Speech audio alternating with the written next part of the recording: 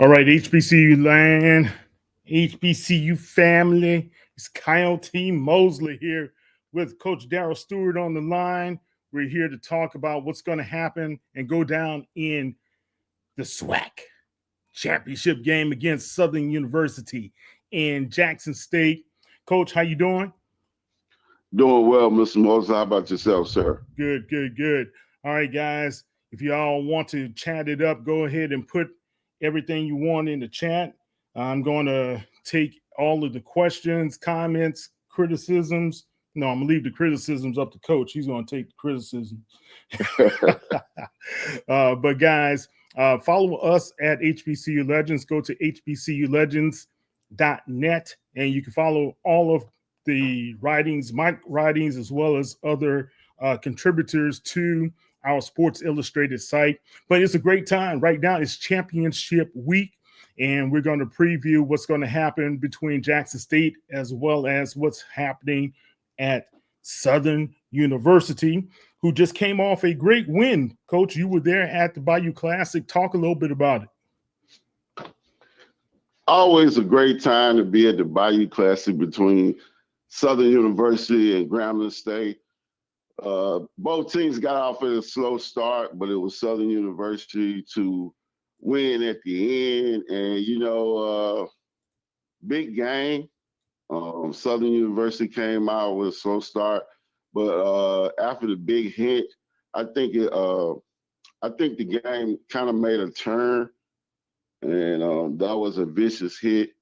It got the attention of a lot of people. I hope the young man is okay.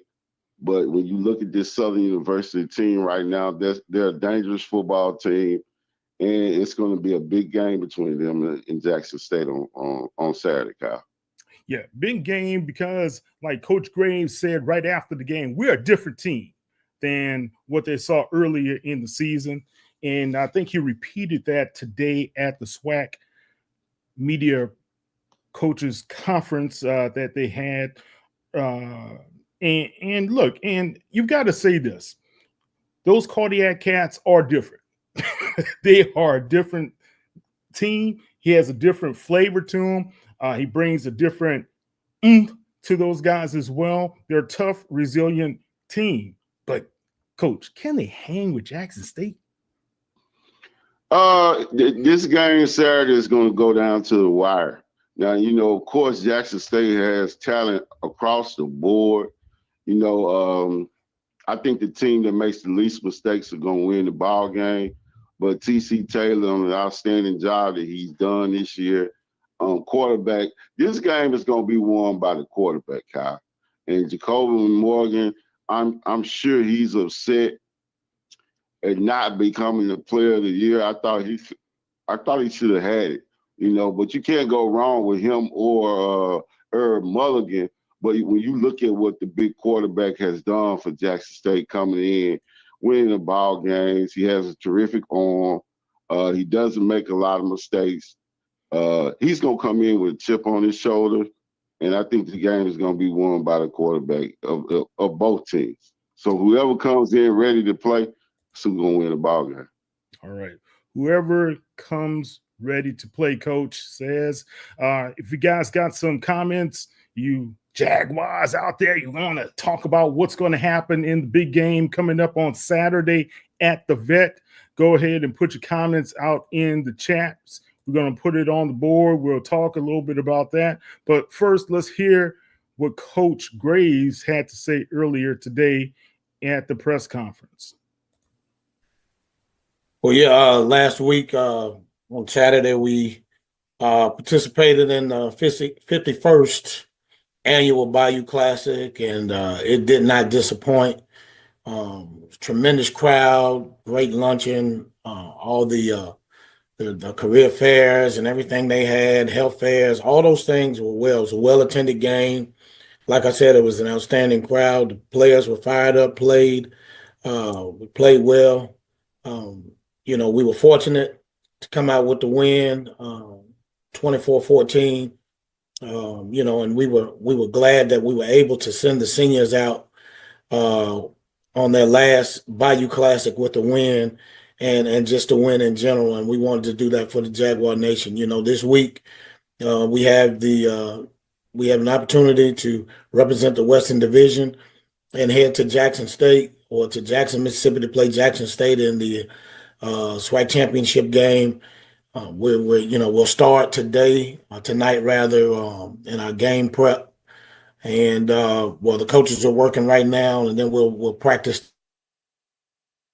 tonight, and we'll prepare every day this week to go in and play against a really good Jackson State football team. Hats off to my good friend and colleague, Coach T.C. Taylor. Congratulations for being named Coach of the Year. Glad to see him doing well. Thoughts and prayers go out to the Burnett family at Alabama A&M and the entire Alabama A&M family. Just know that we're here for you. We're praying and lifting you up because we're all one family at the end of the day. And again, I think it's going to be a great opportunity for us to go into Jackson and play against a good football team for the championship. We're excited. We're preparing, and we'll be ready to go on Saturday. Appreciate those opening comments, Coach. Well, Jalen, as he said before, he prepares every day as a starter, and I think all of our quarterbacks do that. And he had an opportunity and a chance to get a chance to start and play well. And what he does is he's a cool head and he's even keel. He really he takes the coaching well, and he really understands what we're trying to do to facilitate our offense. And so I guess basically just trusting what Coach Frederick, our offense coordinator, and Coach Totten, the quarterback's coach, is coaching them to do. I think that's allowed him to, number one, to get great experience, and number two, to have some success of moving our offense forward. Well, Coach Henry Miller is our defensive coordinator, and he's done a tremendous job, as well as the defensive staff. Those guys have done a really, really good job of preparing our guys and coaching those guys and getting them ready to play week in and week out. I think what's important, of course, Kelby Givens is our bell cow, but then Darius Harry is the other bookend on the other side. And then inside we have Davin Cotton and Willie Miles and Zach Yassin, and those guys are inside, and Jelani Davis. Those guys up front have been doing a really good job of really carrying out their assignments, and then at the linebacker spots, Derek Williams and Vincent Page.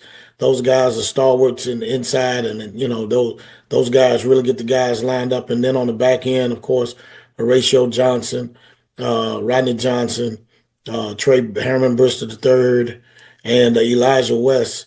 Those guys are the guys that really do a good job. And Jamarius Brown is also another safety back there who does a really good job of communicating. Those guys work well together. And we just have to play our style of football. And we got to make sure that we're assignment sound, we're gap sound. We got to tackle well. We got to pursue and run to the football. And then when we get an opportunity to take the ball away, we have to take the ball away. All right, that was Coach Terrence Graves.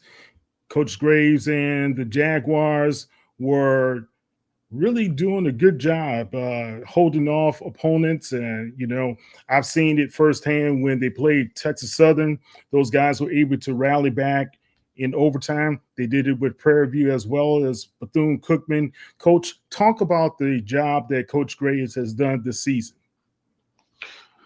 Coach Graves is one of the pioneers in our league. You're talking about 32 years of becoming a head coach, and he stuck to the task, and he's doing an outstanding job at Southern University. He's learned under some of the greats like Pete Richardson and Marino Cassim. So, Coach Graves is just doing an outstanding job. And when you look at what he's done at Southern, he's right. This is a totally different Southern University team. They have a different quarterback.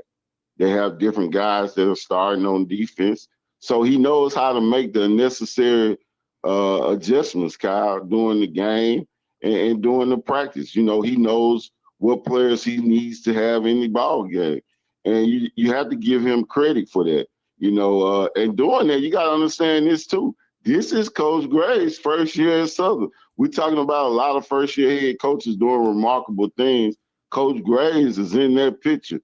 And to do what he did, and the biggest part about this is a young Southern University ball club. So these guys will be returning. And, to do that at a high level like that, you got most of your team returning back for next year. It just shows the leadership and the task and what he brings to the Southern University program. Yeah. You talk about young Jalen Woods. And think about this, guys. A couple of games ago, we're not talking about 6 games ago. We're not talking about 5 games ago. Just a couple of games ago, this freshman was thrown into the starting lineup after he felt Noah Biden wasn't as effective as he could have been, as well as TSET. So this young man, he trusted to be able to go into the Bayou Classic and win the contest for them there in New Orleans. But now he's trusting him to be able to win the SWAC football championship against the favorite Jackson State Tigers right now. That's a lot of trust to be able to put into somebody, especially like you said, your first year as a rookie head coach yourself. Yeah, Kyle, this kid as a freshman, and I'm looking at him, he played poised. He didn't make a lot of mistakes, and he did what the coaches asked him to do. But that just goes to show you the testament of Coach Graves. He had TSET. Then he went on from Noah Biden. This team is loaded with talent. They're young, but his tenacity as a head coach and saying, hey, if this guy don't do it, the next man up, it takes courage to do that. And he found this kid was on, 3rd string of the depth chart. Yeah. So, this Southern University team is young. They're loaded with talent. But to have a young football team in the championship game his first year, and you have to give hats out to the staff. Staff stuck with it. They didn't get nervous. They didn't get rattled. And they just kept rallying the next man up, working hard as a staff. And look and behold, his team is in the championship game. It's going to be a tough game, Saturday. I really do think that Jackson is loaded with talent. I think it's going to be 27-20 Jackson State. But, this is a different Southern University ball club. They're playing lights out on defense. And that kid, the safety, Brister, he's a Sundays player. And I'm not just talking about, how he's a ball hog. He's a big safety. You're talking about a 6'2", 6'3" safety that can run, that can go up and get the interception, that breaks on the ball well. And this kid is just a freshman. Wow. So, just a freshman. Yeah. I didn't know Bristol was just a freshman, man. Golly. And that's remarkable.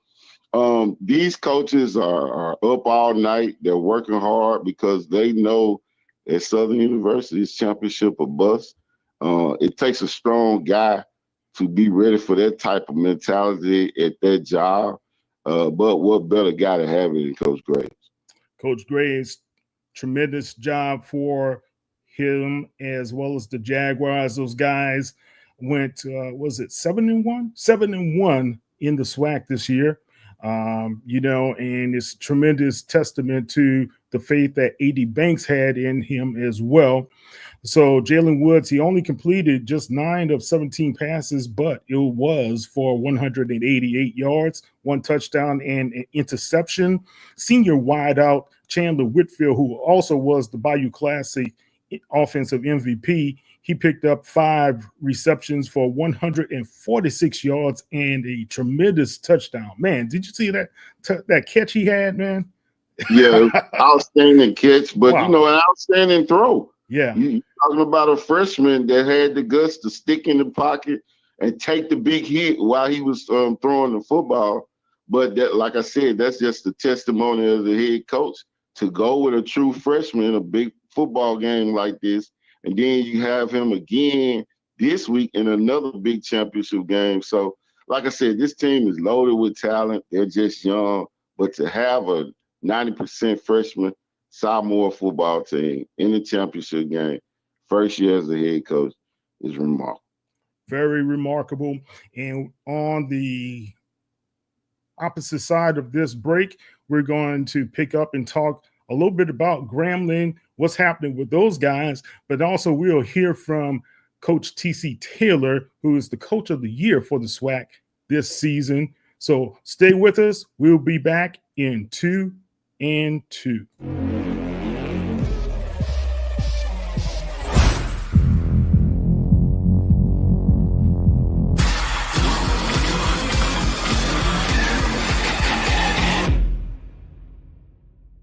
Happy birthday, Dad. Happy birthday. I got you something. We said no gift. We had to get you something. Thank you, honey. I got you this. Did you do this yourself? Yeah, I had a great teacher. Happy birthday. I love you. I love you too. Love you. Thank you. This is from me Oh. to you.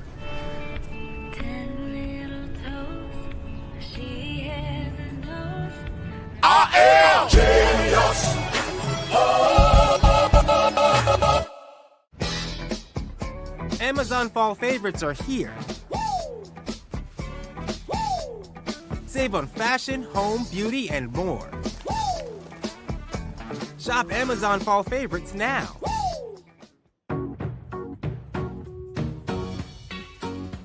This is not just delivery. This is knowing even superheroes can use a sidekick. Walgreens. Something amazing is happening here. Climate researchers are weathering a data storm. That's because CDW transformed their devices and infrastructure with Lenovo ThinkPads and powerful edge-to-cloud solutions, delivering faster insights and increased performance, giving them the scale to stay ready for whatever's next. Make amazing happen. Lenovo and CDW. What the world needs now is love, sweet love. It's the only thing that there's just too long.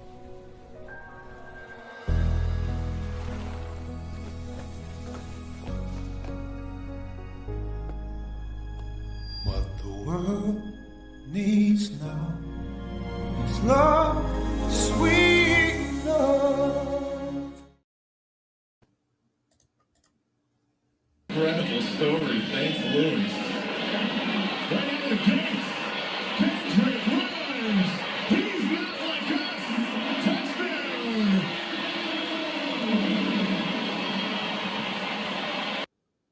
That was Mr. Kendrick Grimes putting the dagger into the Tigers as the Jaguars went on to win the Bayou Classic. But that run, that 45-yard run there, Coach, that really punctuated what the Jaguars were about, finding a way to be able to hold off their opponents when they need to at the opportune time.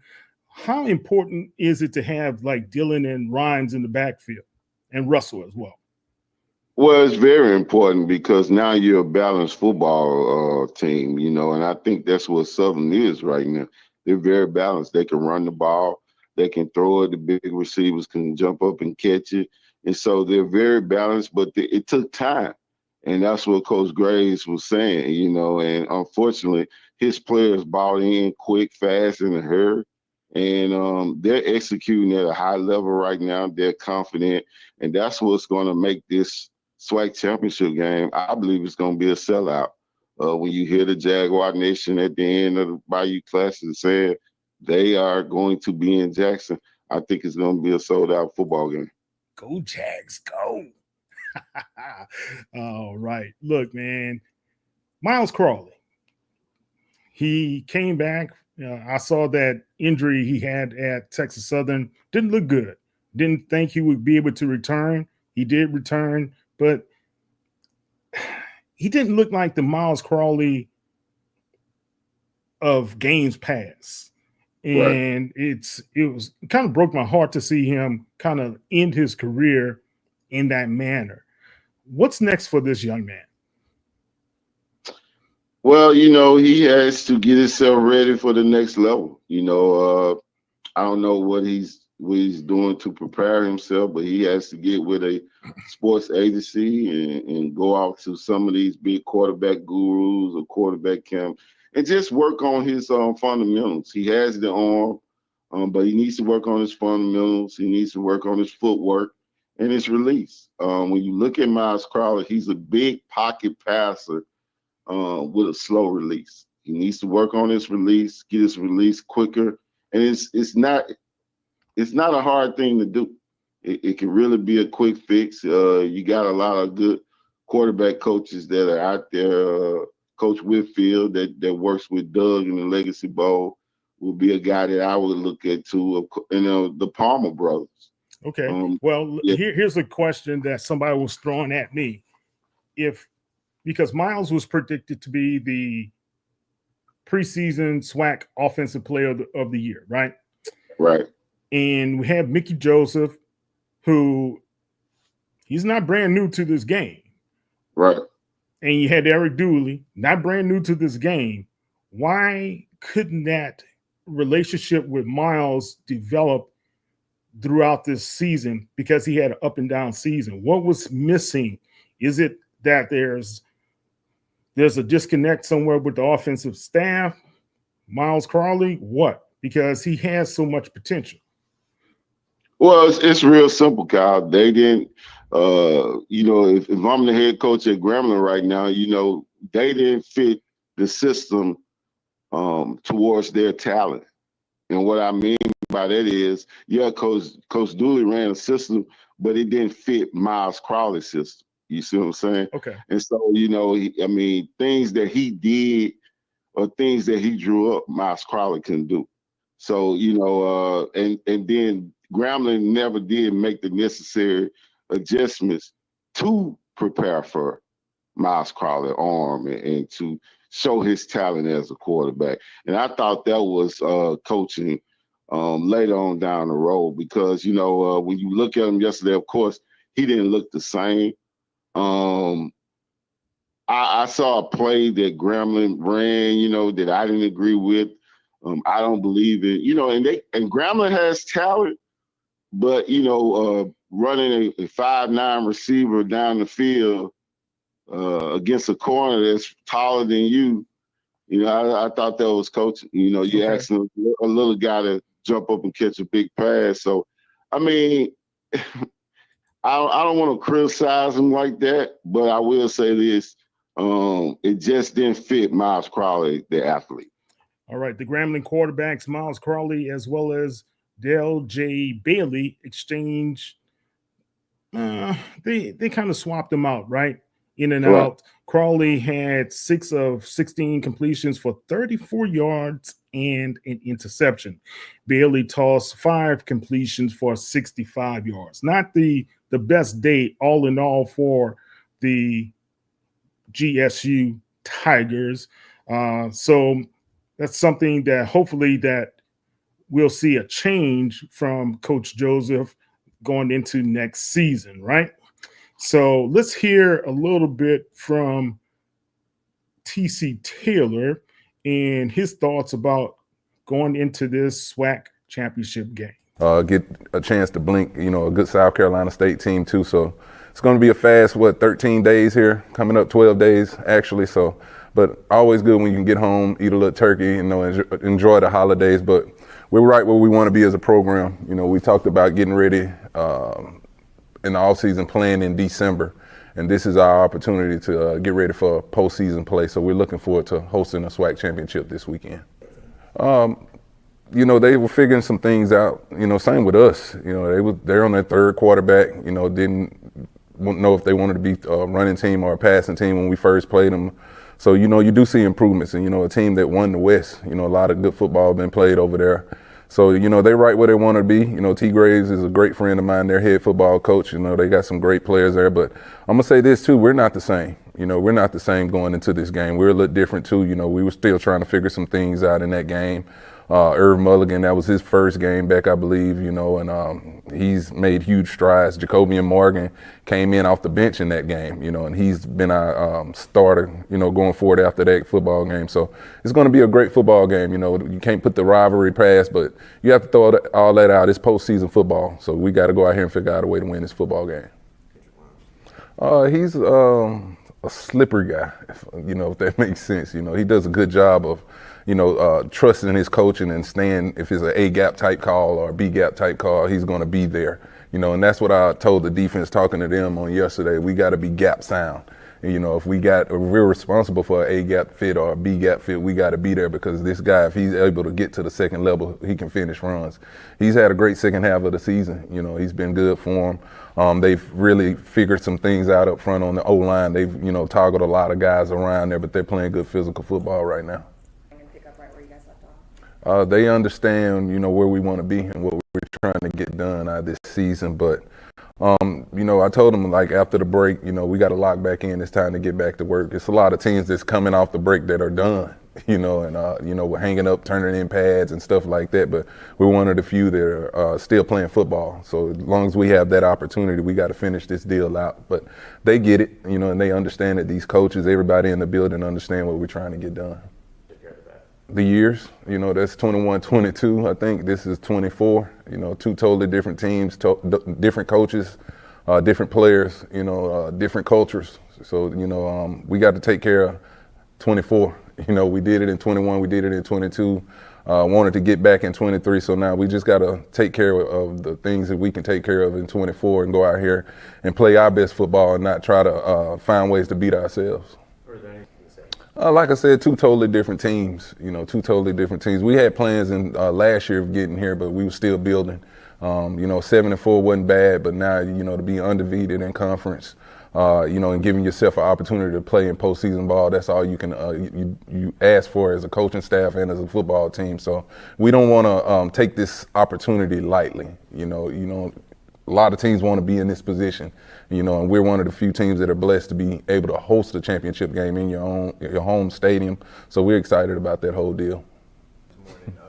How do you feel about that? Everybody in the building been messing with me about that, talking about congratulations. They've been, really picking with me about it. But like I told the coaches this morning, since that was announced, I'm nothing without you guys. I didn't win that award alone. And that's how I was going to answer that too. But I didn't win that award alone. I'm going to tell the players that as well. And we got some players out here that has been doing some great things with the Irv Mulligan, Offensive Player of the Year, Travis Terrell. It's a total team effort. Anytime you can be announced Coach of the Year, that says a lot about the people that's behind you and pushing you, and you're growing within the building day in, day out.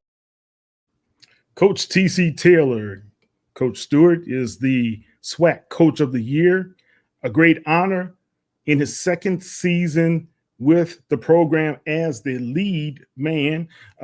He's now gotten that shadow of Coach Prime from around his shoulders. That monkey's off his back. He is the man, and he's proven it, and he's assembled a great staff as well as a great team. Talk about the Tigers. And I say the with T-H-E-E, the Tigers.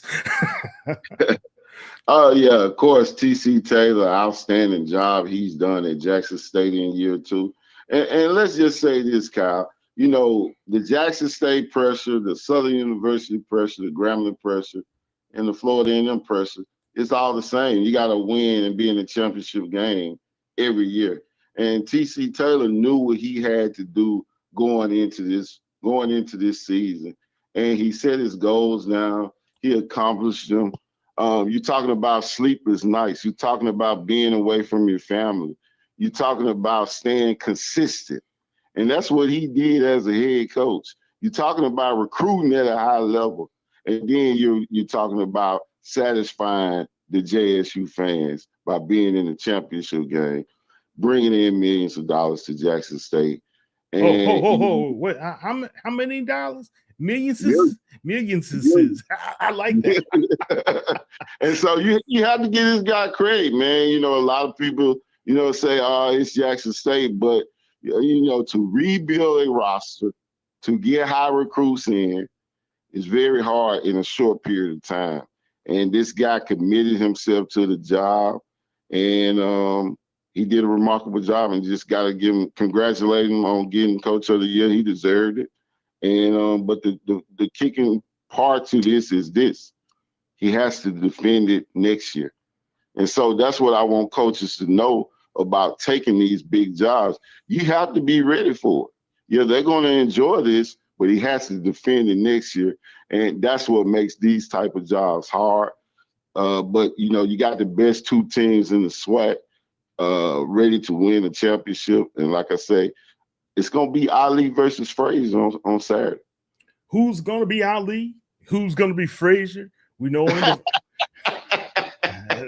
that's the deal. A lot of people don't realize this. Ali lost that first fight against Frazier in New York City. And the heavyweight, everybody thought Ali coming back into the ring, he was going to put it on old Smokey Joe.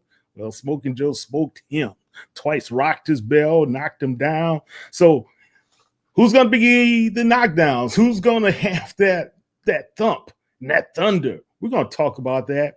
The keys to winning the SWAC championship on the opposite side of our commercial break. Guys, don't forget, we got a number of comments. We're going to put some of these comments up as well, but we're going to talk about what's going to happen in this game, some keys. Coach Stewart is going to break us down. November is American Diabetes Month. And while nearly half of us have diabetes or prediabetes, every story is personal. There are stories of strength. Every day is different. Not one day is the same. Hard work. No es tenerle miedo realmente a la enfermedad. Es saber cómo combatir la enfermedad. And heartbreak. When she passed away, it was because of diabetes. But no matter your diabetes story, we fight for you and to find a cure. Join us at diabetes.org. To the inconsiderate monster who has been stealing my pudding, I hope your conscience eats at you as you have eaten my pudding. Bring my pudding back. I wish you the worst, Dale.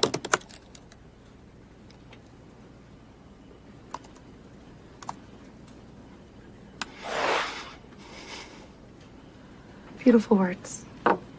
I'm sorry. Thank you. I am genius. Come to McDonald's and treat yourself to the Grandma McFlurry today. So I trust everyone's read the prospectus. Mm-hmm. Lance, why don't you take us through it?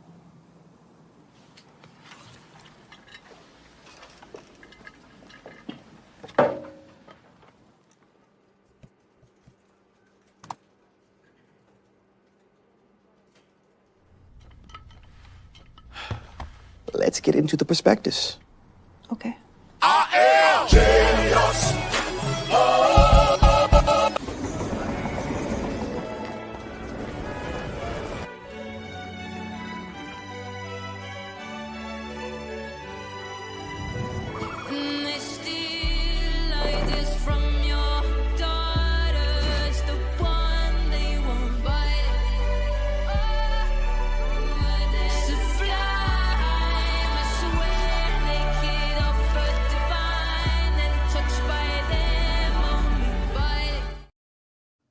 All right, Kyle T. Mosley of HBCU Legends, as well as the Black Sports Insiders, here with Coach Darryl Stewart on the phone. Coach, let's talk about the keys to winning the SWAC football championship on Saturday at the Vet. Let's start with Southern. Give us 3 main keys for those guys to win. It's real simple for Southern University. They have to go in, number one, they can't make mistakes. You make a mistake against Jackson State, it's going to cost you. The second thing they're going to have to do is they're going to have to make plays because this Jackson State University team doesn't have a weakness. And the third thing they're going to have to do is the most important thing, Kyle. The coaches are going to have to manage the game well. Coach Graves is going to have to call an excellent game along with Coach Frederick, the offensive coordinator. He's going to have to call an excellent game on a tough Jackson State team. And for Jackson State, it's simple. You know. Well, hold. Before we go to Jackson State, let's stick with Southern, right? Let's talk a little bit about this. You said Southern must limit the mistakes, and over the past couple of games, they have done just that. They've also eliminated something that was plaguing them earlier this season, penalties. And I like what I've seen in those guys thus far. Talk about why the penalties can really hurt a team if they like to be able to progress in a championship atmosphere. Well, the penalties can hurt you because if you give Jackson State great field position with players like Herb Mulligan and Fertillion, the big 6'5" wide receiver that destroyed Alcorn, it will capitalize and hurt your team. You can't get down against Jackson because you're asking a young football team to come from behind. It's going to be hard to do. And so you don't want to make those mental mistakes and have to coach the team up in so many ways during the game. You want to limit that and stay focused and just try not to get behind because, like I said, if you make those type of mistakes, a bad penalty, get in bad field position, Jackson State will make you pay for it. Okay. And also, we forgot to mention congratulations to Mr. Gibbons, who is the co-defensive player of the year for the SWAC. And he was wreaking havoc against the G-men. And I just would like to say he's one of the key players I would have as far as the X factor is concerned. Who are a couple other X factor players on that Southern team? Of course, Kelby Gibbons. He kind of reminds you of a Von Miller. This guy's a wrecking machine, Kyle. And he has the rest of the players on defense thinking that way. And another guy is Herman Bristol III. This kid is going to be a star. Southern University hadn't had a star on defense in a long time. This kid is going to be a star in this league. And they just have a great defense right now, a young, talented defense. And I just think it's going to be a tough game on Saturday if these guys get to clicking. Yeah. And you heard Coach T.C. Taylor talking a little bit about Rhymes as well as what he can do, be able to be that explosive threat for the Jaguars whenever they need him to do so as well, coming out of the backfield. Let's turn our attention to Jackson State. Who are some of the players that you would say will be the keys to winning for those guys? Of course, they have to contain the big quarterback. This kid is poised. He can hurt you. He can make all the throws. If you let him sit back there, he's going to destroy you. He's playing at a high level right now. Jacoby and Morgan is the key to this. You know, a lot of people talk about Herb Mulligan, but the key to this Jackson State team right now is Jacoby and Morgan. When you look at what he did and his weapons, you know, they went down to Alcorn and literally destroyed Alcorn, Cal. You know, if you don't tackle the big 6'5" wide receiver Fertillion, he'll hurt you. You know, this kid can catch a hitch and take it for 80. And he's just physical, a big physical wide receiver. Kind of reminds you of the great Michael Hayes from Southern University. But when you look at this kid, he catches the ball and he runs like a deer. If you don't tackle him, Southern's going to have a long day because this kid can hurt you. And, of course, Herb Mulligan. Herb Mulligan is going to play on Sundays. I don't care what nobody says. This kid is a physical running back. He has that it factor. He can take it to the next level. And you know, Jackson State just loaded with talent. Then you got the other big 6'4" receiver, Spencer. And so, you know, Jackson State just can't beat themselves. And like I said. Like we always say, in Irv, we trust, right? Right. What are some of the keys for Jackson State as a team that they need to do? Give us 3 keys that come to your mind, how they could be able to win this game. Well, it's going to be a big crowd. I think it's probably going to be the biggest crowd they played in all year. And so they can't get too overly hyped. They got to stick to the script, stick to the game plan, and do what their coaches tell them to do. 2, the quarterback can't make mistakes. You know, just stick to the script. Don't try to do anything fancy, and don't beat yourself. You know, Southern will make you beat yourself. You know, and then the third thing, they can't, get caught up into the hype, the pushing and the shoving. Don't cost the team penalties. Go to the sideline. Don't get into the big fights and what we see in these games these last couple of weeks. Stay out of the way. Stay out of the refs' way. And if Stay out of the refs' way. I like that. Out of the refs' way. And they can do that, they'll win the ball game. All right. We got Keep It Up Fam. He says all Jack State had to do is get off the bus. They're the SWAC champions. They'll be ready to beat South Carolina State next week on the 14th, rather.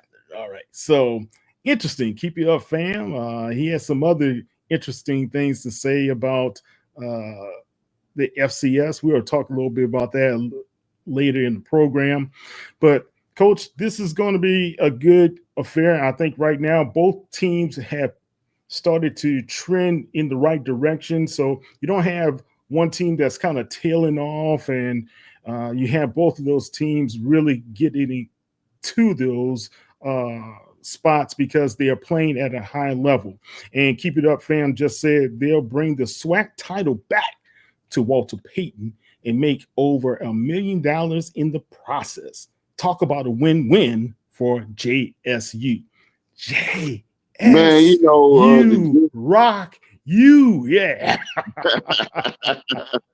Well, of course, you got to give A.D. Robinson credit, man, bringing this game in Jackson. Yeah. A possible sellout crowd, hotels, you're talking about the city's going to make money. Everybody's going to make money.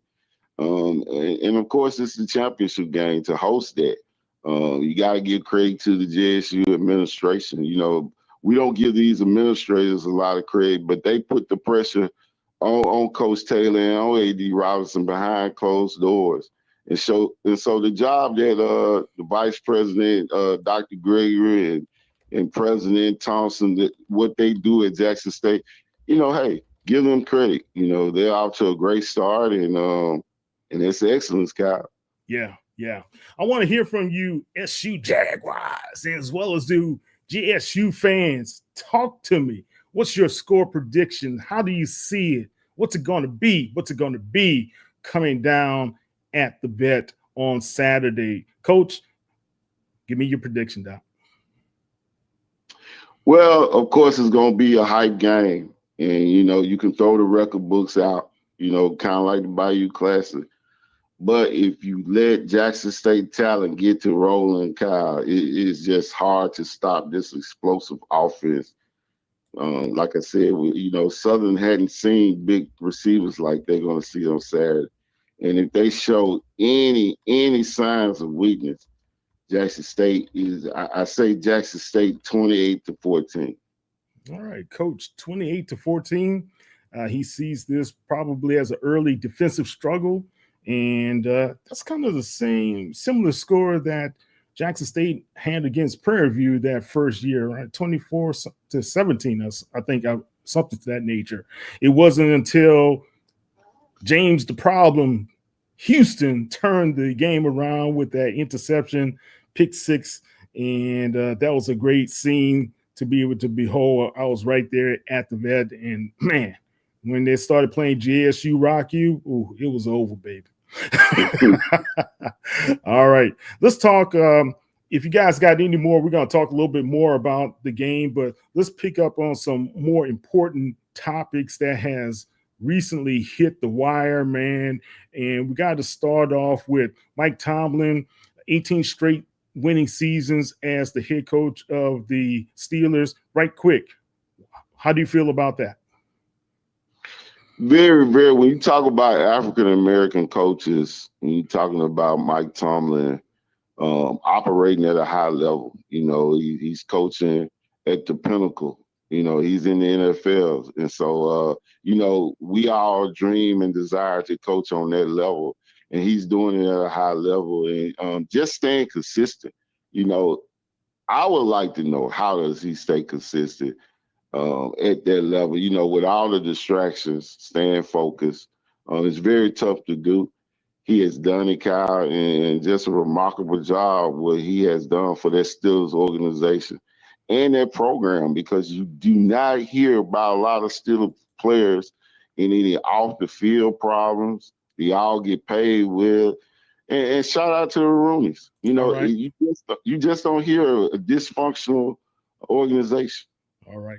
Let's talk about another NFLer, Teddy Bridgewater. He's now the head coach of his alma mater, the Northwestern Miami Bulls. And those guys have been, let's see, they won the first game 69-0, 66-12, the second one. And the one latest was 55-0. All of those are playoff wins, Coach. Playoff wins. And now he has his team in the semifinals, a game away from advancing to the championship round. Congratulations to you, Teddy. And we got to talk about Jerry Mack, who's now the new head football coach of Kennesaw State. Of course, he is the former head football coach of NCCU, as well as he's a former coach of the year. Talk about what Jerry Mack will bring to that program for the Owls. Well, first of all, congratulations to Jerry Mack on getting an outstanding job. He's been on this coaching race for a long time. He's won championships, and I'm sure he's going to do it at Kennesaw State. He's in a great area, the Atlanta area, my second home. It's just a remarkable thing for him to go in and get that job and now perform at a high level as being a head coach. And I'm sure he's going to do an outstanding job of getting talent in there to win that conference. All right. Of course, if we did not mention this earlier, Bubba McDowell, we know, is out at Prairie View, but we also had Dawson Oldhams to be released from his contract over at Norfolk State this past week. And Dr. Melody Webb was in control of that. They're doing a national search there. Anton Goff at Prairie View, he's doing a national search as well. Both of those guys have engaged search firms to be able to do the process. I have an article coming out on that a little bit later this week, so we'll talk more about that. But also, Connell Mann is now out at Alabama A&M. Talk about what you see on this landscape. Are we going to anticipate a couple more firings ahead? Well, I'm just going to talk about the ones right now that I know about, and those ones you named are all in search of a great head coach. I think what they have to look for now is a guy to come in and be patient. Coach Darryl Stewart, I think that's a good guy. Hey, I'm ready. I'm ready, Kyle. I'm ready. But when you talk about a Prairie View right now, you're in that talented city of Houston, where it's loaded with talent. But I think what's happening is the administrators want to win right now. So you have to create a great game plan to win in year one. There's no more strategic 3-year plans. And so, guys, the only thing that I can tell you and that I've been told, your game plan needs to be win in year one. And so if you're not a talented recruiter, if you don't know a lot of high school coaches, or if you're not connected, these type of jobs are just not for you, because you're going to have to win in year one. Okay, well, we got a winner who's out there on the market. He's now the running backs coach at Duke University, but he's been interviewing for a head coach's job. He was an interviewee at Rice University. I think he also was up for one of those Florida schools to interview there as well as a head coach.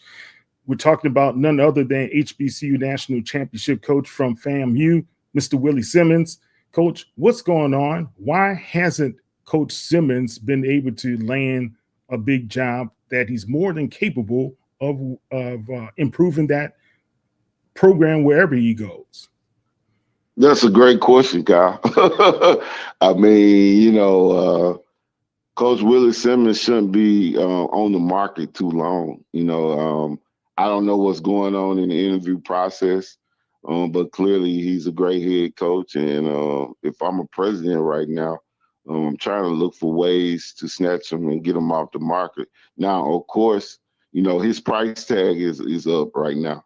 You know, he's making $500,000 at Duke, 550,000 at Duke. He's making big money. So you talking about a head coaching position. Could that be the problem? I don't know. We don't know.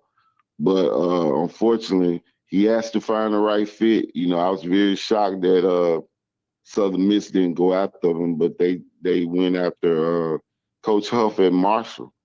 You know, that was a good job. and he is only a one-win coach this season. Right. That was so interesting. Why? Because I know Jerry Mack was up for that position as well. Right. I thought Coach Simmons would have been a very high on their list. I do know in talking to the people over at Rice, Coach Simmons was right behind the coach that they brought in, Coach Abel. So we'll see and keep our eye on him. And of course, you got some NFLers being mentioned, like Ray Lewis for a couple of those Florida, I think the Florida Atlantic position, right? Right. And that's a possibility. You might see him coming into the job or the FIU job. Or you might see him at UCF. You know, UCF, right? If I'm a president right now, and of course Coach Simmons knows the Florida system real well, he knows how to recruit that Florida area real well. I mean, I'm bringing him to Florida. I mean, you got great jobs that are open in Florida. I don't know who his agent is, but clearly, he's a winner, and he should land one of those jobs. Okay.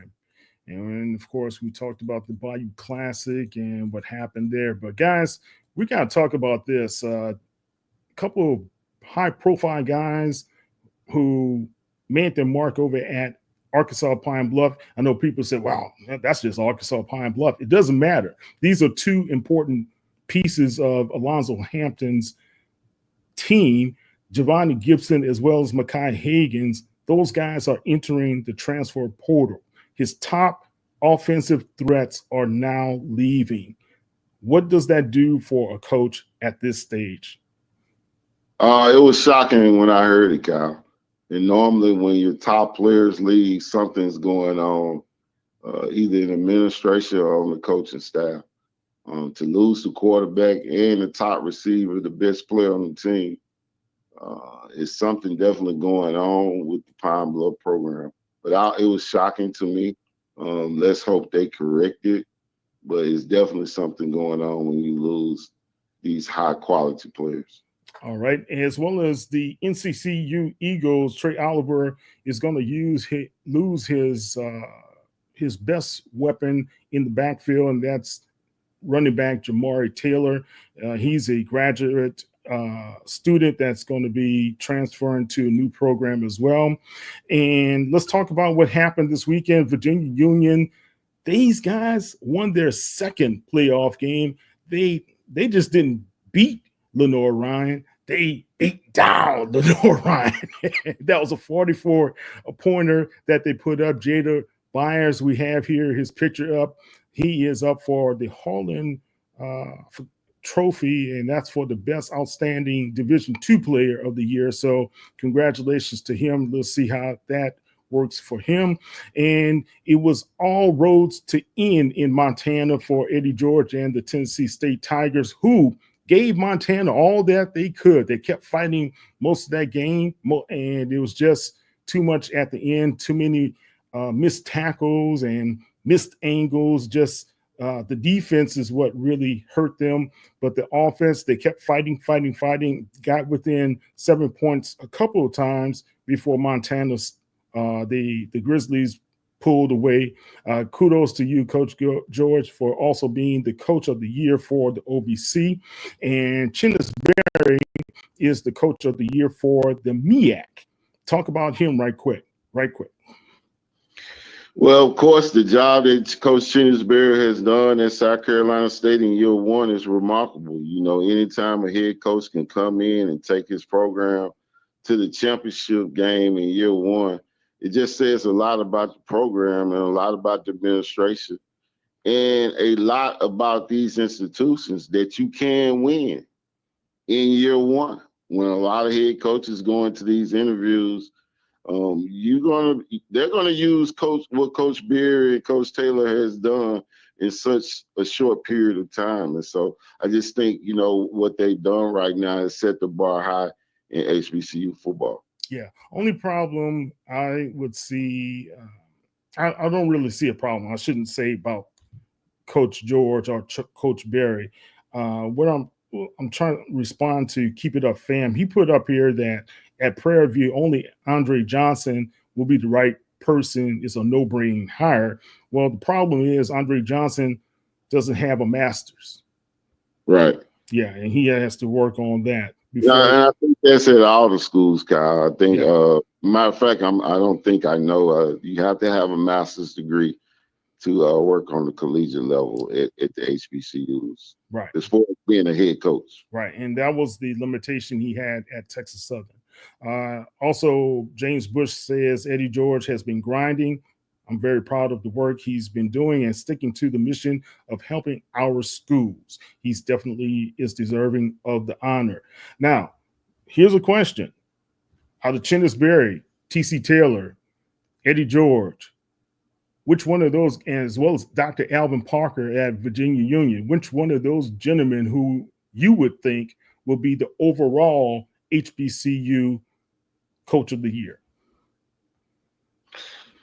Of course, for me, it's going to be T.C. Taylor because of the pressure is a little bit different. Because of, you look at it, if Coach Berry wasn't in the championship game, of course, South Carolina State is going to keep him, it's just a great season. But when you talk about Jackson State at that pressure, you got to win year in and year out. And so, to do it at that level, of course, T.C. Taylor, it's real tough to do. The coaches before him didn't do it, and that's why they're not there. But Coach Prime came in. But I can say before Coach Prime. And so they know the expectation is much harder to do. And so, of course, T.C. Taylor, Coach of the Year. No, Coach Berry, Coach of the Year. That's my guy. You see what we got to do, Coach? We got to put it all together. We're dogs here. We can't have any fleas. We got to get those fleas off us. Jackson State is just going to be a flea. That's all we're going to do. We're going to shake them off. Oh, man. Coach Berry, he is my Coach of the Year. Thinking what he's been able to do in Coach year one. Man, it's incredible. Sam Shade over at Miles, man. I think Sam Shade's name should be mentioned for that PV job. Sam Shade is an outstanding coach. Like I said, I had a chance to coach with him in the high school level, against him. But he's been doing it a long time. He's worked at some high-power high schools, and then he moved up to Miles College. And I'm told that, one day he was supposed to coach at his alma mater, Alabama. So, who knows what's at stake for Sam Shade? Yeah, Sam Shade did an excellent job with those guys over at the Golden Bears. They did lose this past weekend to Valdosta State, who will be going on to play Virginia Union. This is going to be a good one. That's going to be a good one. Tremaine Johnson, he is an excellent coach, and I think he was the first Black coach in that conference to be hired, right? And what he's done for Valdosta State is tremendous. There was a report by Stephen J. Gaither on HBCU Game Day today stating that Valdosta State is a candidate to go into the SIAC. Wow. Hold on your horses. That is going to be a good move. That's going to be a move to help elevate the SIAC as well. Right. Man, so hold on. We're going to have more coming from that. And, Gaither is on top of that, especially when it comes to Division II. So that's awesome to see. All right, Coach, any last thoughts about the big games? Any last comments before we sign off? Well, Kyle, it was a great season. Disappointed for some teams, But the head coaching position is a tough position. A lot of us want to get into it, but you got to be ready for it, man. And it's tough right now, man, for these guys, man, because you hate to see anyone lose their job, but that's the nature of the business. We know they're going in. But just a great season, man, and I want to congratulate all the coaches and go into the off season recruiting at a high level. Get your NIL money together because I got a high school championship game to go to Friday night, and that's all the parents are talking about. And so my guess is get with your ADs, get your NIL money together, and go out there and get a quarterback, Kyle. Yeah. And if they go to the SIAC, keep it up, fam, said Tennessee State may make that run to the MEAC. Wow. Interesting. Guys, this has been a good show. Follow us at hbculegends.net on Sports Illustrated. And you can check us out on Wednesday night when we have the whole crew coming in from the Black Sports Insiders. And we're going to still talk more about what's going to happen when we have Keisha Kelly of the Black College Experience, as well as Wilton Jackson. We got Jackson State versus Southern. It's a family fight. I'll be there to referee it because I'm from the house, baby. All right, Coach. Thank you so much. Tell everybody how they can find you on the World Wide Web. You can find me at tycoonleague2@gmail.com. Also with the great Kyle T. Moser, HBCUlegends.com. All right. That's right. Go to hbculegends.net. You can be able to find me at HBCU Legends, or you can find me at KTMOZE on X, as well as Facebook, as well as on Instagram. Guys, thank you for following us. Thank you for being with us. And don't forget, be safe out there. Our prayers out to Trent Williams and his family. They lost their baby, newborn as well, he and his wife. Pray for that family. Taysom Hill, he's out for the season. McCaffrey's out for the season. Looks like a lot of these guys are getting injured, but also to the Burnett family, we're praying for you guys losing a tremendous young man. Everybody told me from the Grambling as well as from Alabama A&M that he was just a tremendous, well-liked kid, and to be able to lose him, we just got to keep everybody in our prayers. Grambling lost somebody? Excuse me? Grambling lost somebody? Burnett was a transfer from Grambling. So his first season was with Hugh Jackson at Grambling before he moved on to Alabama A&M. Yeah, keep it up, fam. You got the prayer, you got the hands, yeah. Guys, thank you all for following us. If y'all have any tips, any comments, send them to Coach. I don't take tips. We like to have fun. And Travis Hunter, that's HBCU pedigree. I don't care what anybody tells you. Travis Hunter is HBCU. Shador Sanders, HBCU. Shiloh, HBCU. Deion Sanders, HBCU. Got to follow that. We're going to talk more next show. Talk about the NILs, the problems there. Some of these coaches in big-time FBS footballs, they got big-time buyouts. They're getting fired left and right. Ryan Walters over at Purdue got fired. He is owed $9.3 million, Coach. West Virginia's coach, Neil Brown, is owed $9.7 million. And we can't even get our coaches to be owed $97,000. So I don't make this stuff up, guys. All right, guys. And appreciate you guys. Be with us and stay with us. We'll be back for everything that happens in this wacky SWAC. Take care. Have a good one.